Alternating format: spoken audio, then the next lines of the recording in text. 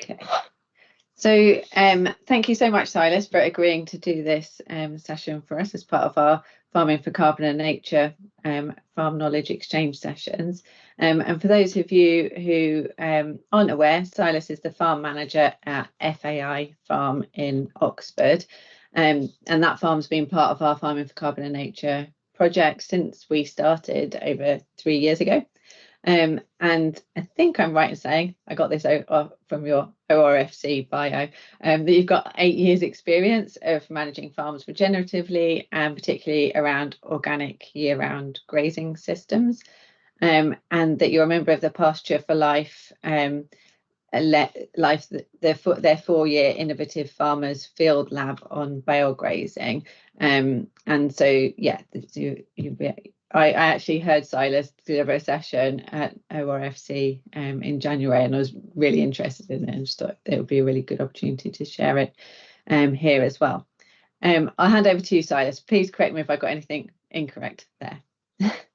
Yeah, about right. I'll give you guys a little intro on FAI as well. Let me find this thing, and hate this bit. Right, you can all see that, right? Yeah, great. Thank you. Cool. Yeah, I'm Silas, I guess. Yeah, I've been grazing livestock in very low input systems, with everything basically being outside 365 days a year, my whole life really. Started my farming journey on the family farm in New Zealand, dairy farming and kiwi fruit orchards. So I only ever really knew how to just make meat and milk from grass and not very much else. So when I came to the UK and managed my first farm when I was 22, 23, so yeah, nearly 10 years now, not 8. I did it that way. I kind of took everything out the sheds. I started moving things around in fewer groups of bigger mobs and trying to grow as much grass as possible.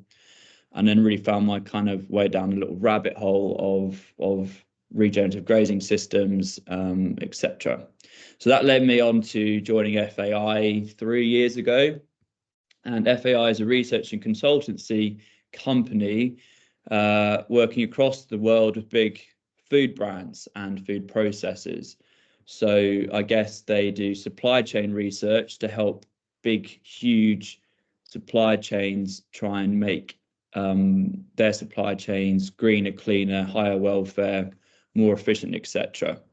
So 4 years ago, FAI set up what's called the AMP project, Adaptive Multi-Paddock Grazing, on the farm here in Oxford. And the idea of that was to do a deep dive which covered 65 or so metrics across soil health, livestock production and commercial aspects, social things as well with kind of the team, the community, and also biodiversity environment.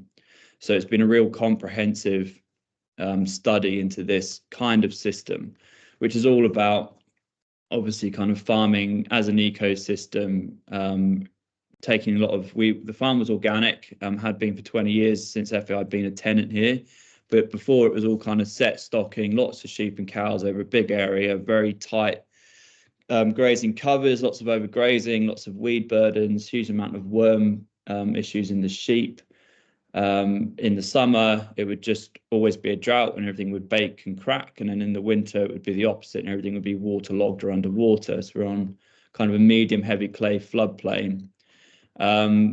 So it wasn't very suited for things like arable either. So what they should have been able to do quite well was grow lots of diverse pasture, and that's kind of support a healthy, resilient herd of or flock of sheep and cattle. So I won't go into too much of the whole project, but if you guys have got questions on some of the other stuff around what we do outside of the winter, I'll touch on that after in the Q&As if we've got time, but I'll do a little deep dive into one key part of the system, which is outwintering and bale grazing. And this was something at the start of the project that it came down to thinking, right, we should be able to run more animals on this farm, but essentially they didn't have the space in the sheds. And every winter, all the livestock sheds would be, jam-packed because they essentially had nowhere else to go, because it was so wet, waterlogged, etc., on these medium heavy clay soils. it was like, well, do we invest in another barn, another shed? And it was just, you know, the investment in that is huge and would ever pay itself back. So we looked at bale grazing and outwintering. And it was, a lot of it was, as you can imagine, oh, that will never work here. That will never work on a medium heavy clay floodplain above Oxford. Half the farm goes underwater. The rest of the farm is soaking wet and waterlogged. But we did it. We planned around it. We made it work. And it's certainly been a tool that has not done what a lot of people envisage when they think about outwintering, which is causing some kind of damage or a big mess that you have to spend money on, or get in the tractor and buy some seed and get your equipment out like your rollers to fix. It is a tool that we use to help regenerate our soils and increase biodiversity. So we'll whiz over that now and have a little think about how we've kind of put that in place. So some of you guys might be familiar with kind of grazing systems and why you might look at outwintering livestock instead of having them indoors. But you know, there should be quite big cost savings in this kind of system. You know, for us, we're in the process of running a revised set of figures that are more up to date. But in 2022, using 2021 data, we did a cost comparison of how much it was costing us when we were housing the cattle to when we were in our bale grazing system. And it was costing us on average £2.43 per day when animals are indoors. And that was kind of before the transition into our AMP system. So, you know, that was all the bedding, that was all the feed, it was the diesel, it was the labor, it was all everything that goes on, all the time associated with having things inside. On top of that, which we didn't put into the cost, was all the diesel and time and all the faffing around, mucking out sheds and putting it into muck heaps, and then having to find the time, the diesel to then spread all of that, etc. So that was an extra aspect of the cost that we didn't look at, but it would be more expensive. In comparison to that £2.43 per head figure, in our bale grazing system, we dropped that down to £1.06 for a cow and calf pair, so the two of them together, per day. And for a dry animal, like a replacement heifer or growing animal, it was 91p per head per day. So that's a huge amount of saving. I'm not great with maths, but what are the differences between £2.43 and 91p and £1.06 per animal per day over a 180-day winter? Say that's, you know, 300, 400 animals. That stacks up pretty quick. So the cost savings we had just by tweaking the system, again, not doing it in a way that was encouraging us to spend money to fix any kind of mess, had a huge impact on obviously our gross margins and everything else. And it covered the investment we had to make on things like our water infrastructure to make it work in the parkland. So we've evolved the bale grazing and outwintering system as we've gone, and we've incorporated most of the farm into that, or at least the stuff that we know won't go underwater. But the parkland, which is about 90 hectares or so, is where the main bale grazing system works. And to make that work, we multiplied a water system in, which we'll come on to later. Basically, the cost savings paid for that investment within the first 2 months of that winter. It was about £8,000 to put the water in, and we saved about 30,000 in that first winter. Flexibility as well, you know, we still have the sheds, which are largely empty. So it gives you more options. If you can increase the amount of days grazing outside, even if you don't get through the whole winter, you've got the option to do that through your grazing management across the season in the growing season. So we've got options to have them out and save money. We've got options to bring them in if we need to. We've also got options to increase our stocking rate over the winter, because we can have some inside and some outside. Soil health benefits, again, you know, this system is very well planned. We go through the maths, we'll come to the planning in a second. It's not let's just put them there until we think they've made enough of damage and then move them. Every cell that they move through, we're planning to leave a certain amount behind. We're managing our ecosystem processes throughout that winter period. So those ecosystem processes is basically everything we base our management decisions on designing these systems. So it's your carbon cycle, water cycle, mineral cycle, airflow. And when those four things get better, we see an increase in our biodiversity or community dynamics on the farm. So in the growing season, it's obviously about maximizing photosynthesis, growing as much pasture as we can, nice, big, tall, dense pastures, lots of biomass, big solar panel, lots of insulation above the ground. That will, keep the soil cool, and it will trap onto moisture and water and rain, and slows down the water cycle, and it gets it into the soil with the nice deep root structures. But in the winter, it's the same. It's not grazing things down to bare ground. It's leaving enough behind that we're keeping that soil covered, that there's plant material left behind the cows in the winter in the system to, hold on to water and not cause soil erosion. And obviously when the sun comes out, there's something there that will get the photosynthesis moving as well. So if you go into our parkland now, or even a month ago, despite it being the wettest winter on record or whatever it's been, there is not a single part of the parkland that looks like a muddy mess. It all looks like lush green spring grass, despite being the wet winter. And it's all down to the planning. So it's like that. How do we manage those ecosystem processes in different ways so that every year we go through this process, we're only increasing our soil health and our resilience and proliferating more biodiversity to come through in the spring? Obviously, that has a huge amount of benefit with habitat for insects and rodents and birds and everything. So if you look at that picture there with Luke pushing that bale out, there's a huge amount of warmth, food, habitat, seed, etc. For all the small things to live off, and that brings in all the big things as well. So we've had cattle egrets with our herd every winter since we've started out wintering. They're quite unusual, although it's popping up a little bit more now, but they're basically they're feeding off the insects that are being kicked up by the cattle. There's lots of voles and mice, etc., living in that dense pasture. So we have a booming population of barn owls, kestrels, and other things like that. So it's thinking about this whole system holistically. It's not just about getting as much grass into the cows as possible. It's like, well, actually, there's three things we're managing here. It's soil, pasture, and livestock. And our underground livestock are soil microbes. And it's about finding the right balance between those four things. So in terms of the planning, like how do we actually make it work? It's all a grazing system is juggling supply and demand throughout the season as those two things fluctuate, and making sure that you manage your grazing covers and your residuals in a nuanced way so that you can enhance and accelerate your ecosystem processes. So if I was always grazing short grass and grazing it down to the ground, then I'm only thinking about the cattle. I'm only thinking about how much feed can I get into the cattle. But what I'm not thinking about is, well, if I'm grazing short, tight covers and I'm grazing things down very short, then the ability for those plants in the pasture to interact with soil microbiology and get carbon going through our system is massively limited.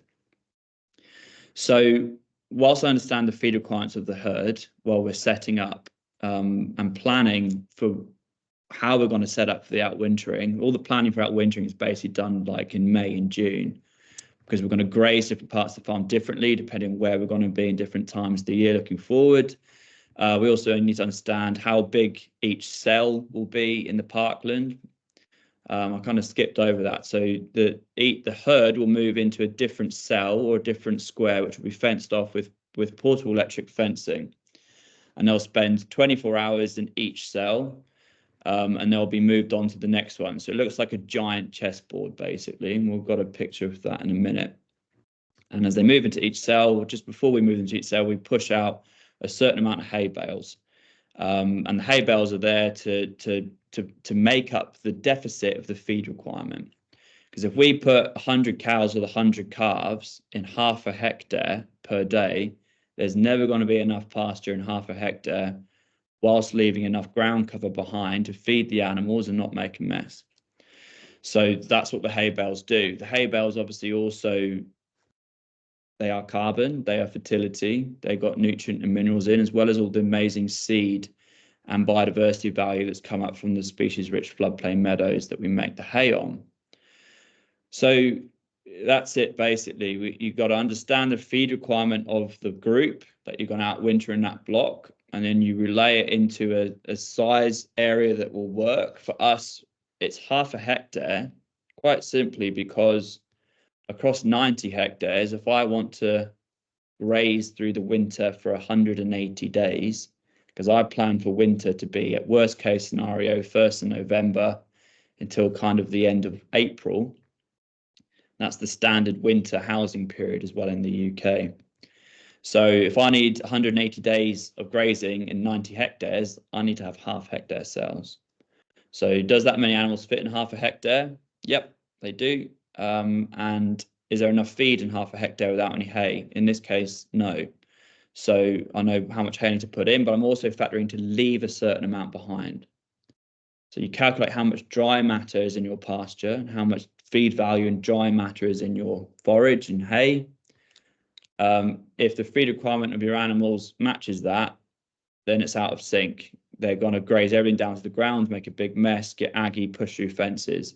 So I treat my pasture very differently at different times of the year. In the spring, I skim it, take as little as I can, and have a fast rotation, but not taking so little that I come back around again too quickly. So that's overgrazing, right? Overgrazing is simply a factor of time. There's only 3 things you can control in any grazing system that you've got direct control over. That's grazing, animal impact, and time. Sometimes people get animal impact confused with overgrazing, and it's not. So overgrazing is staying in the same place for too long in the growing season when plants are trying to regrow once they've been grazed. So for me, I never stay in the same place more than 4 days during the growing season. It's usually 1 or 2 days, or it's coming back around again too quickly. So it's all about juggling the right amount of grazing residual, how much you're leaving behind, with the amount of time it's taking you to come back around. So in the winter, our rotation length is basically, they never come round twice. So in the spring, it might be 30 days to get from point A back around to point A. In the summer, maybe it's 50, 60, 80, or even 90 we've had in that big drought.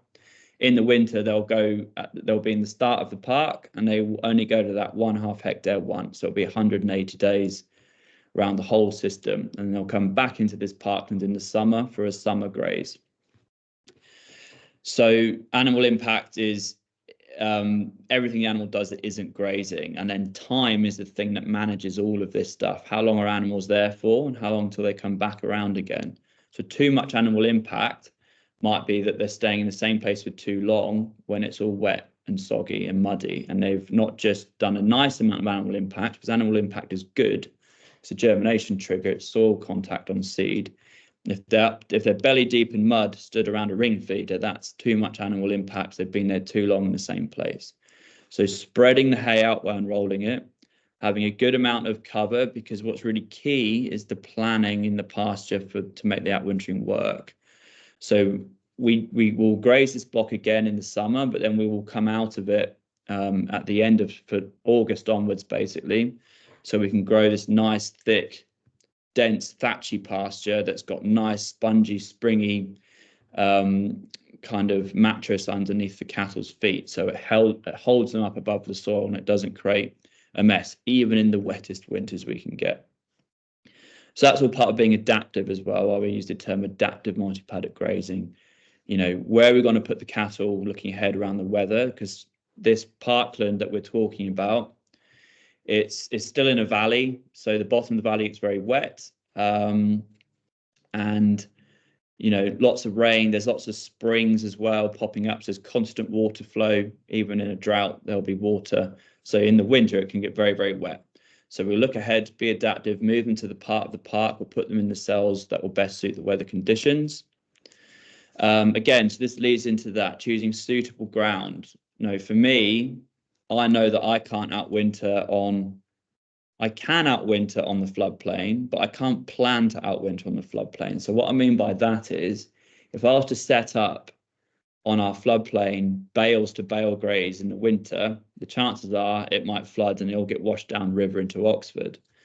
So that's what would have happened this year. However, last winter, it was very dry and it was very cold.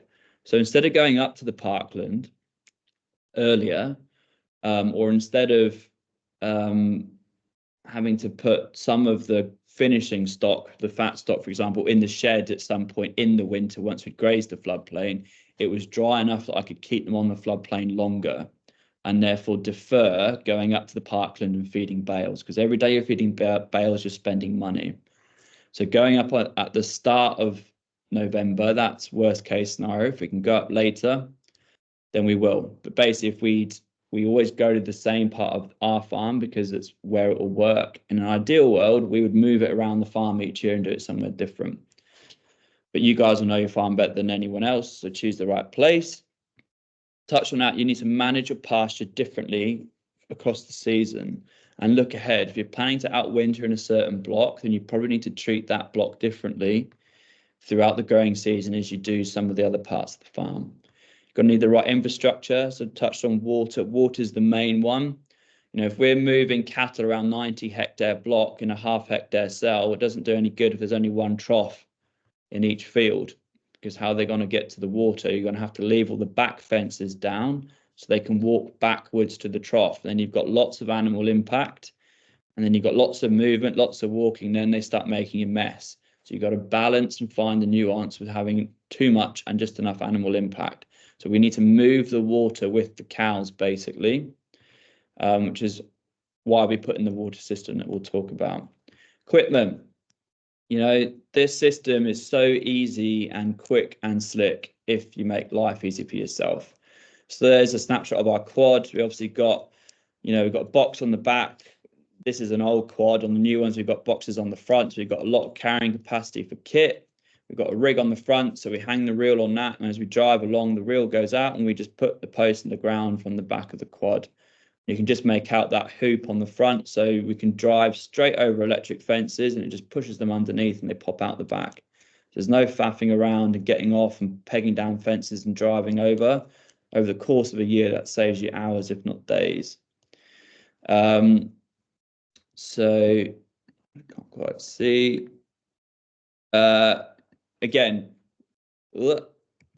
What to do if it's very wet or below freezing? Again, adaptive multi-paddock grazing. We make a plan. We know that they're going to be, the plan works. We've done the mass and the feed requirements. We know we've got enough days. But again, if you've had heavy snowfall, then all of a sudden the snow starts thawing. That's a huge amount of moisture in a short amount of time. And that's when you then get too much animal impact because they've stayed somewhere too long. So maybe we be adaptive and we give them more space. We give them 2 cells, or maybe we move them twice a day in worst case scenario, but then we get the option to slow them down again.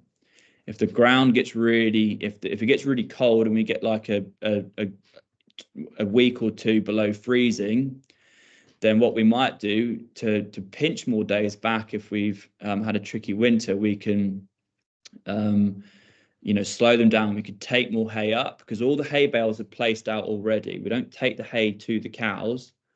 All the hay bales are put in the parkland ready to go in the summer. So we make them in the floodplain, and instead of taking them to the shed, they go straight from the hay meadow into the park. So this is why it's key to do all the planning in the spring, so you know where the cells are and where the bales need to go. And then you just place them out ready.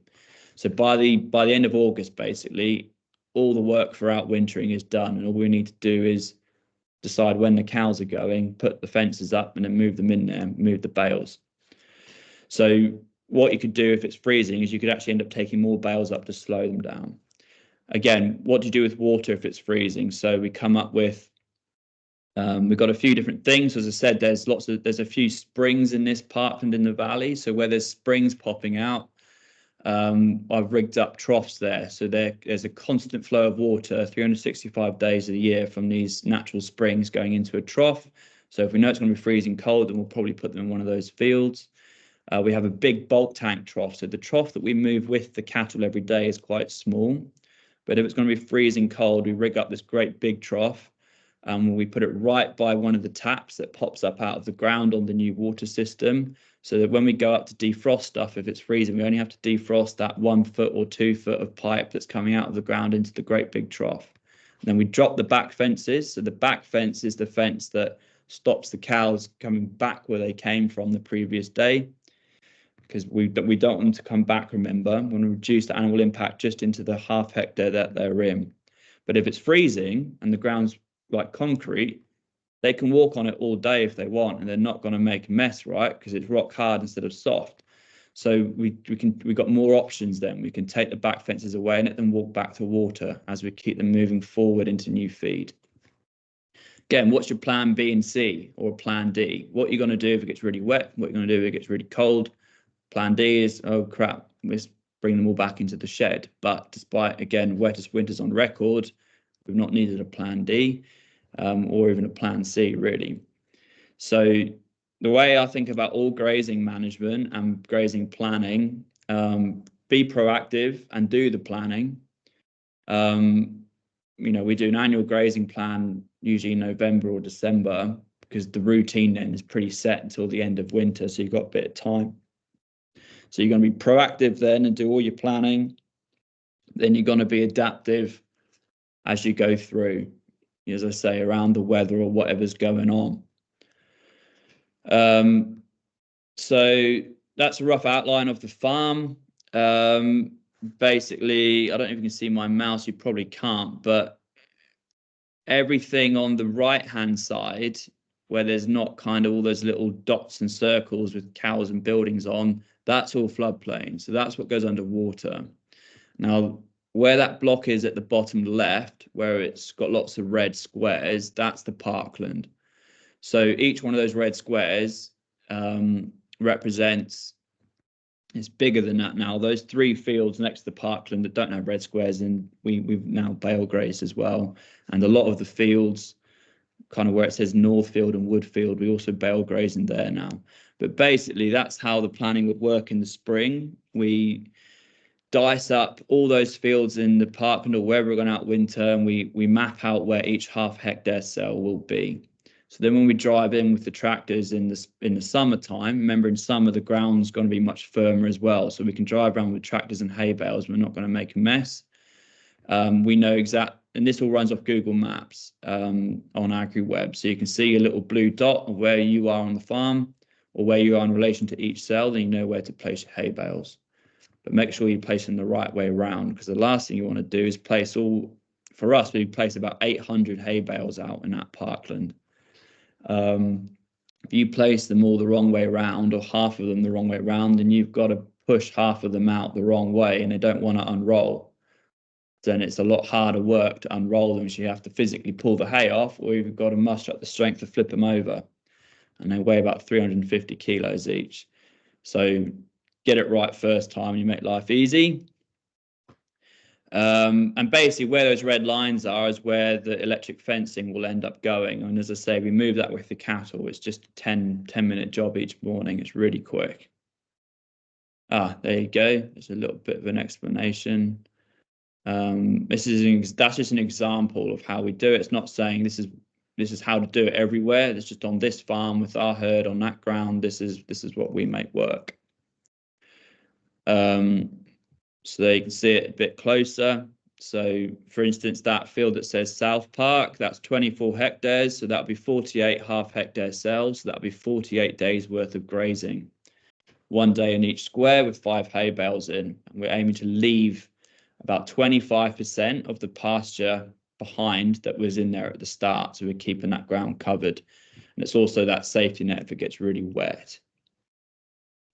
This is the water system. So those lines basically on the right-hand side at the start of the purple. So there's one of these natural springs up in the woods there on the top left that feeds into some old Victorian pipe system into those barns. So we rigged up that free feed of water into 3 big bulk tanks, which hold the water, and then that's all fed into a new pump system. Then we mold plowed 50mm pipe in a big ring main around the parkland, and every 150 meters, when the pipe ran out, we needed a new run of pipe. We put a tap that came up out of the ground with a tap on it. So it's all frost-proof basically. And then we've got, the bigger the pipe basically, then the less friction on the water. so it doesn't slow the water down. You can get more water and more flow moving easier. And with the right pump. So that top left bit, that's about on the hill there in lower seed south and north. On the top left, then that's 120 meters higher than where those buildings are on the far right. So we need a pump that can get it up the hill. So for every 10 meters of elevation, you need about 1 bar of pressure. So we've got a 14 bar pump, I think. And then simply where the taps are, we just put overground, we just move the pipe in the trough and put the pipe into the tap, turn the tap on, put the trough in the cell, and away you go, you got water. So each tap coming out of the ground would supply multiple cells, and we just move pipe and trough with the cows as we go. And that's a nice snapshot. So this is all the parkland. So on the far right, that was taken way back in 2020. So that was when they first started experimenting with the system. So I think there's far less animals in each cell, and they were in the cells for multiple days. Now it's 200 head, 24 hours moving on. But that's kind of how it looks, bird's eye view. You can just see in the top left of that far right picture how some bales are placed. You can see it's kind of big chessboard, right? You can see where the cows have been, you can see where they are now, and you can see where they can't go. And you can see as well, it's green. We've not grazed it down and nailed it. And come that central picture, you can see it's like a nice, thick, dense pasture. Unrolling those hay bales. Also, when you unroll the hay bales, you decrease competition for feed. So if you had them all standing on end or had them in a ring feeder, you just got a huge amount of animals trying to access a very small area. Lots of fighting, lots of pushing, too many hooves in a small space. So unroll the bales, you spread that hoof impact out, and every animal, the biggest and the smallest and the most dominant and the most shy, all get feed space without competition. And on the left there, that's what comes back. So this whole parkland, for reference, 20 years ago was monoculture maize. And maize is the most destructive crop you can probably have in your soils because it's harvested in the autumn when it's quite wet. And when the maize was removed, I don't know for sure, but considering the system that was in place and I guess the lens and the paradigm that the farm was being viewed at, I doubt there was very much more diversity put in with the grass mix other than ryegrass and clover. However, with the right management over the last 4 years, this whole parkland, as well as the rest of the farm through our grazing management, is completely transformed. So all of that stuff you can see on that far left picture, there's probably, so our most diverse pastures have around 140 different species of plant in them. On average, it's 60, but that's a low average because the methodology and how that was calculated, it was just throwing some hoops around and then planting the species in the hoop. But then you would see other species in the field that didn't land in the hoop, but you weren't allowed to record it. So the average is 60. I imagine in the park we're closer to 100, if not more than 100 different types of plant. Now, some of that's just been sat in the latent seed bank. Some of that's come up from the hay, but all of that's been allowed to come through because of the management. It's grazing the right amount with the right amount of animal impact to create the germination triggers, and then creating sufficient recovery for that to come back through in the spring. But we graze it again midsummer and then let it all stockpile. So if you imagine all that knapweed and all that vetch and meadow vetchling and everything else that creates all that amazing colour in that pasture, if that's not being grazed August onwards, not only is there seed in that hay that comes up, there's a huge amount of seed just sat in the pasture. By the time they graze that in the winter, all that stuff, all bright colours, that's all turned to seed. So the cows go through, eat it, trample it. All the little small hard seeds, they survive the fermentation in the rumen and they get popped out the back end. So every year, basically, the cows are reseeding the parkland with more and more diversity for us. We don't have to get in a tractor. We don't have to get a roller out. We don't have to get a seeder out or go to the seed merchant and buy a seed. Every year we get more and more diversity, and it's the cows and nature doing all the hard work. Obviously, as well, think of what that diversity is doing for insects, pollinators, as well as just the general habitat for larger animals, rodents, birds, mammals, etc. And as I say, that's just through the management that's coming. We've not spent money on that. So when I say outwintering is a tool to kind of enhance regeneration and drive our ecosystem processes, that's what I'm getting at. It's doing it in a way that it bounces back bigger and better, and regenerated, but with nature doing the hard work for us. I think that's it. Yep. Brilliant. Thank you, Silas. What brilliant photos to end on as well. That was really interesting. Does anybody have any questions for Silas?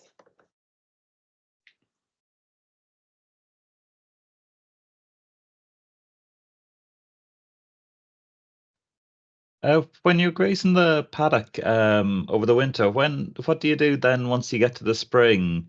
Do you close it up for hay, or do you continue to graze, or? So generally, what we'll do is we'll plan to the outwintering system. We'll mathematically make it work from early November until the end of April, and then we've just taken cattle out of it yesterday, so we'll then leave it alone. So it's had its grazing, it's had its animal impact, and now what it needs is time to recover. But if you think the cells that were grazed in November, they've not been touched since that single day of grazing. So a lot of the park has already bounced back, and it looks like it's kind of spring pasture. But then obviously the cells we've grazed more recently look like that far right picture. But what we do is we let the whole park rest and recover. We want all that biodiversity to come through and grow and get nice new deep root systems and flower. We'll leave it alone until end of June.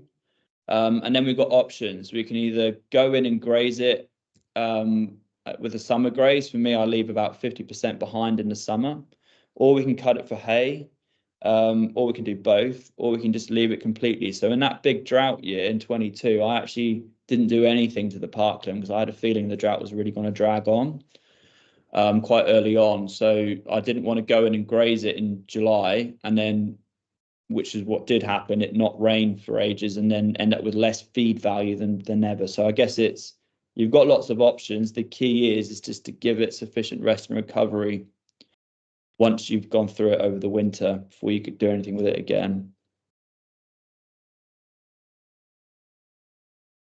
So how do you manage the grazing animals then? You've got them covered for the winter. You got the hay, the floodplains. You're making hay in the summer. Is that right? So where do you graze them from April onwards? Where do you graze them? What part of the farm? So if you imagine where those yellow fields are at the top right, they're the SSI floodplain meadows, which we can't do anything with at all. We have to cut them for hay on the 16th of July or later. And then what we have is all those other coloured fields are basically arable. So then all those other blue fields, that's just permanent pasture. But it's permanent pasture that's on a floodplain. So we rarely cut those for hay. That will be where we graze spring, summer, autumn, where it all says like Burrows Upper, Longfield, Binsey North, Smiths, etc. So they'll come out of the parkland and they'll come onto the permanent pastures on that floodplain. And in the golden fields, which are SSIs, that's where we'll make the hay. So right now we've got all the cattle are basically in various groups. We've got them, spread out on those blue fields that don't have any other colour on them. Not spread out, but they're amp grazing in different blocks, which is largely because of the water. So if we did across the rest of the farm what we did in the parkland, we'd be able to have everything in one big mob, multi-generational. But some of our water infrastructure is a bit poor, so we have to split them into 3 or 4 groups usually to go into calving so that the water can keep up with the demands of the herd.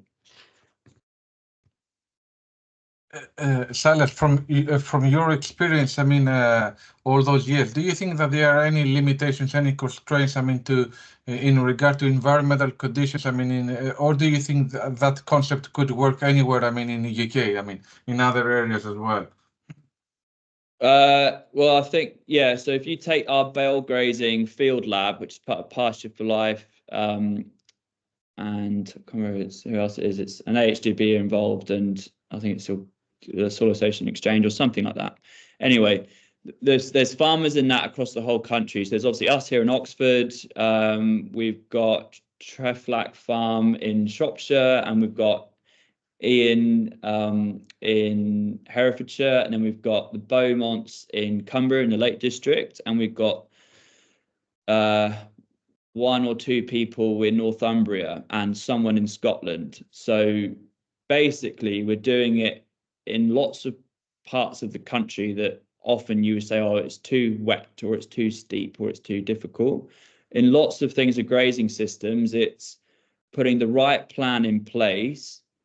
It's all in the planning, basically. So wherever your starting point is, you can put in a coherent plan that should work for you where you are at the moment. And then each year, as you kind of build in, as your soil biology improves and your soil structure, maybe the diversity in your pasture evolves, and you can start growing, you know, taller, denser pastures, and you get a bit more flex and resilience into your system, then you can push the system harder and harder, which is basically what we've seen here. So, you know, I'm yet to see somewhere where I don't think it would work.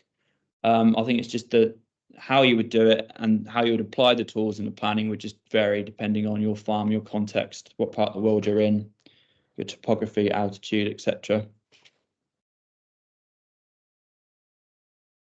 You know, for us, that was very much, you know, everyone's like, well, that will never work on this farm. You know, it was waterlogged, sticky clay on a floodplain, but with the right planning, it's worked a real treat. Okay, thank you.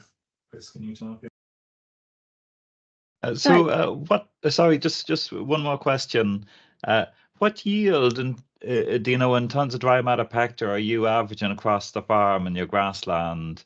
And how does it relate the change to the system? You say you're saving money on winter grazing, but is the entire system more profitable because of cost reduction, or are you getting more money because it's regenerative animals or regenerative meat? So two things there: the economics of it overall on the farm compared to a more intensively conventional system, and what sort of yield of grass you're getting across the farm per hectare. To be honest, I don't measure the yield of grass. It's basically impossible. So we plate meter and stuff in the spring, and I've got an average opening cover in the spring of 3,000 kilos, and that's the conservative one because you get a spring like this when it's cold. It's a bit less. So a lot of it comes down to that. But in the summer, I don't have any pictures on this presentation, but I do on a number of others. Our pastures get so tall, you can't measure the dry matter accurately. The only way we could do it is calculating the feed demands of the whole herd and trying to relate that to the amount of utilization we're taking out of the pastures.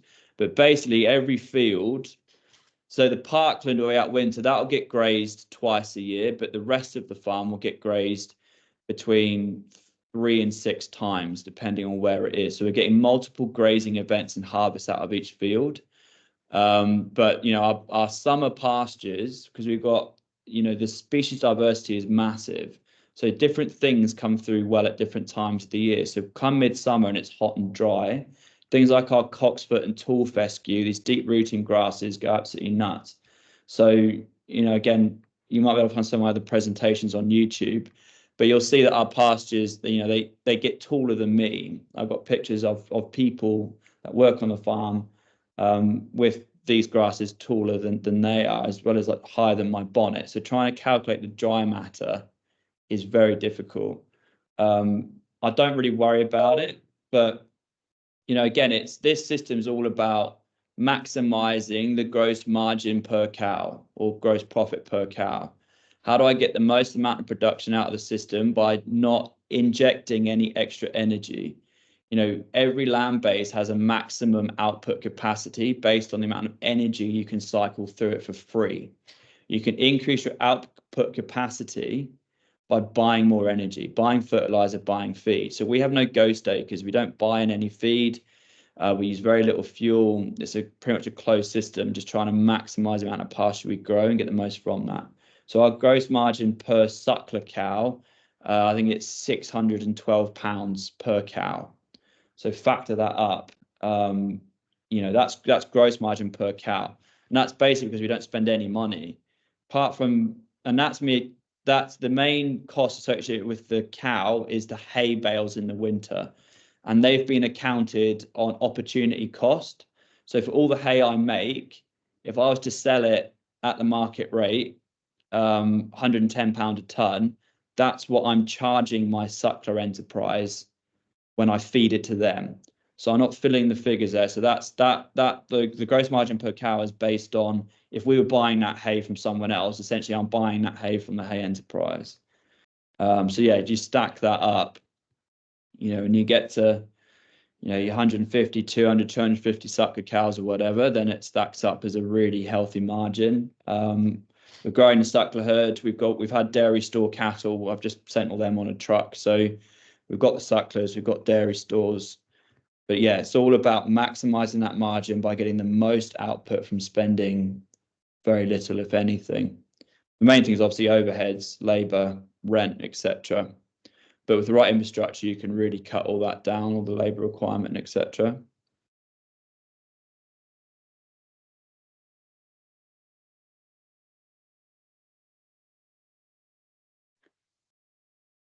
Does anyone else have any question? I've got a question, but I'd rather, if anybody else has any questions first, please say. We've got 9 minutes left.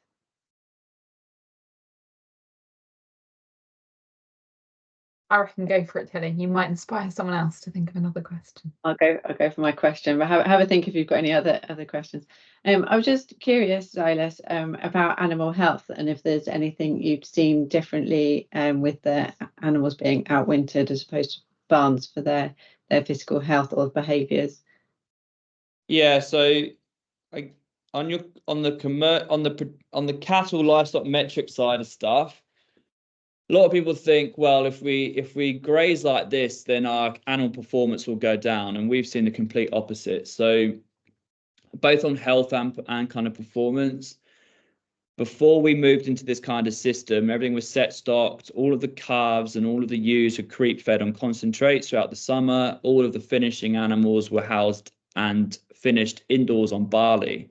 And this is all with very similar genetics. You know, we didn't sell the old herd and buy a new one. They've evolved, and the epigenetics have switched as we've kind of gone through the system. But the average finishing time on our fat animals before we moved this system, when we were grain finishing, was 28 months, which aligns with the AHDB average for conventional systems, i.e. grain finishing. Every single year throughout our AMP project, which is 100% pasture fed, things being outwintered, our average finishing time is 22 months. So we've shaved 6 months off through increased daily live weight gains without feeding any cereals or any concentrates, just through the grazing management.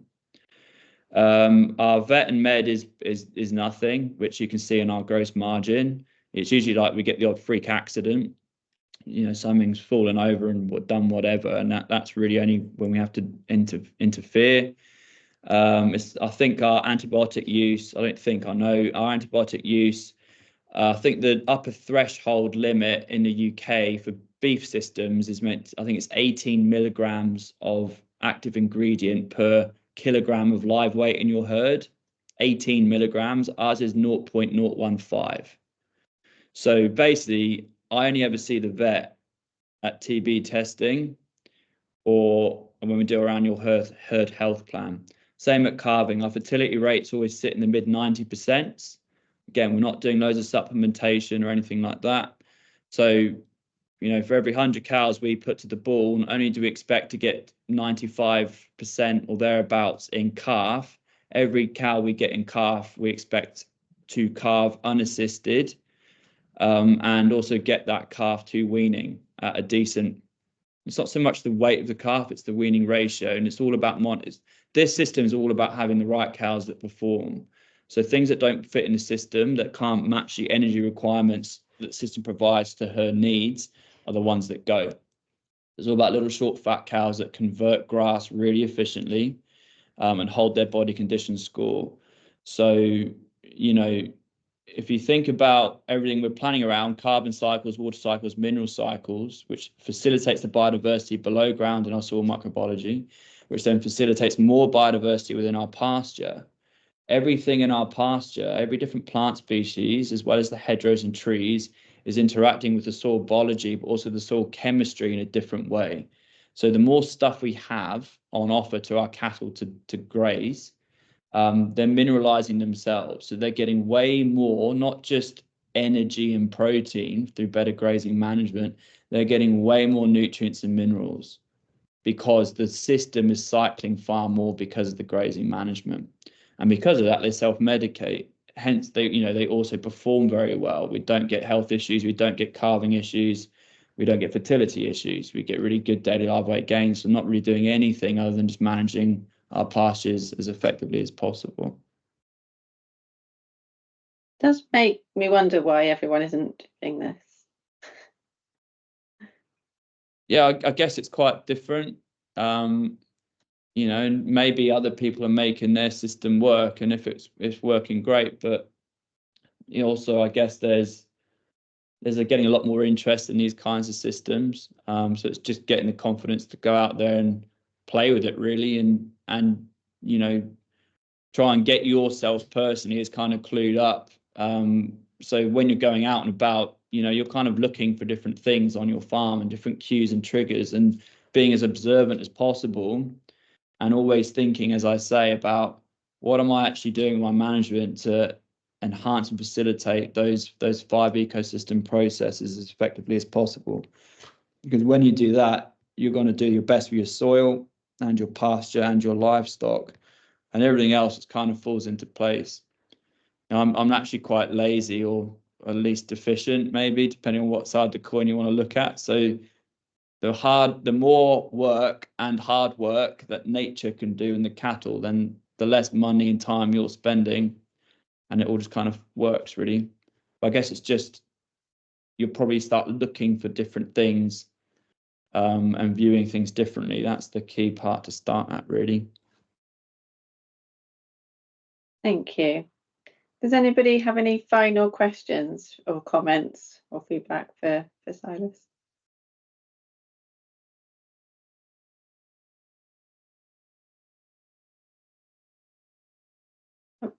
We're all good. If you think of any questions afterwards, I'm sure Silas won't mind me saying that if you pass them on to me, and I can forward them to Silas.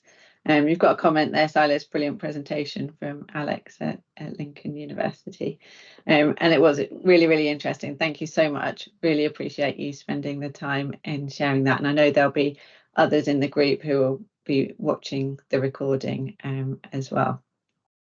So our next session will be with Liz Bowles, CEO of Farm Carbon Toolkit, talking about the climate and financial impacts of different regenerative farming systems. So you should all have the details about that. So hopefully we'll see you there. But thank you again so much, Silas. Really appreciate it. And thank you all for joining us as well. And it's great to have some extra people on the call from Writtle. Hope you enjoyed it. Cheers, guys. Cheers. Thank you. Bye, guys. Bye.